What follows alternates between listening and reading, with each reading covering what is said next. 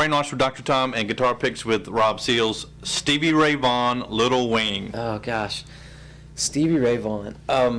I was driving to a gig in Georgetown, D.C. when I heard on the radio that he had died in a helicopter crash, and there have been a couple of times in my life where I have felt a sense of loss for a musician like that, and that was really one of those times. And it's so fascinating when you go back and see footage of Stevie Ray playing, and when he was deep in the throes of addiction versus when he got clean. And you often hear about artists who, when they get clean, they sort of lose whatever that despairing quality was in the throes of their addiction that made them special. But I think for Stevie Ray, he just had this gift that so transcended the context of his earthly life, and the joy that poured out of his guitar when he was clean was every bit as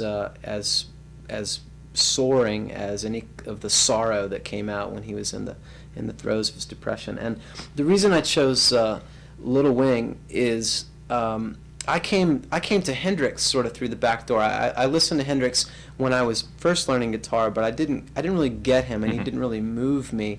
But when I heard Stevie Ray reinterpreting, I heard two things. One, I heard the beauty of Hendrix. I also heard a slavish disciple of Hendrix. But I also heard how Stevie Ray had found a way to make Hendrix his own. He had internalized those licks, and yet they came out of Stevie Ray sounding only like Stevie Ray. And so even though he took great pains to do Jimi Hendrix great justice, it was also inescapably Stevie Ray Vaughan coming out of him. And that was one of the first times that I understood something I had read in guitar magazines for years, and that is you'd hear people talk about who are your influences, And I always thought, well, I mean, there's only so many chords, G, A minor, B minor, C, and there's only so many notes in the Western scale. I mean, like, how does anyone have a style? I mean, how do you possibly have a style? And I began to see that it's sort of like this great stew, that everything you read and listen to and hear and learn and play goes into that stew, and some of it gets lost, and